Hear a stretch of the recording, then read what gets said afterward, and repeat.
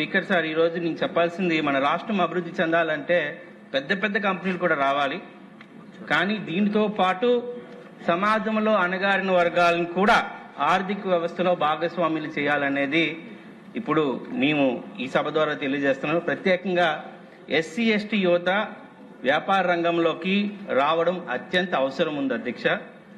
అయితే ఈ సభ ద్వారా what is the SC ST entrepreneurs percentage మన రాష్ట్రంలో ఉన్నారు, ఇప్పుడు మన దగ్గర ఎంత లిస్ట్ ఉంది, ఎంతమంది ఎస్సీ ఎస్టీ ఎంటర్‌ప్రెన్యూర్స్ ఉన్నారు, అందులో మీడియం, స్మాల్ అలాగే మైక్రో ఎంటర్‌ప్రెన్యూర్‌షిప్లో ఎంతమంది ఉన్నారు అనే విషయాన్ని ఒకసారి మీ ద్వారా మంత్రి గారికి అడుగుతున్నాను.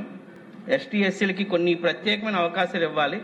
ఆల్రెడీ ప్రభుత్వం టెండర్లో కూడా ఎస్సీ ఎస్టీ ఎంటర్‌ప్రెన్యూర్స్కి అవకాశం ఇవ్వాల్సిన అవసరం ఉంది అధ్యక్ష. రాష్ట్ర అభివృద్ధి సమగ్రంగా ఉండాలంటే అణగారిన వర్గాల ఆర్థిక శక్తిగా ఎదగాలనేది ప్రత్యేకంగా మేము నమ్ముతున్నాం అధ్యక్ష. ఎస్సీ ఎస్టీ యువతను ప్రోత్సహిస్తే అది కేవలం ఒక వర్గానికి ప్రోత్సహించినట్లు కాదు అధ్యక్ష, మొత్తం రాష్ట్రానికి చేస్తున్న మేలనే విషయం తెలియజేస్తున్నాను.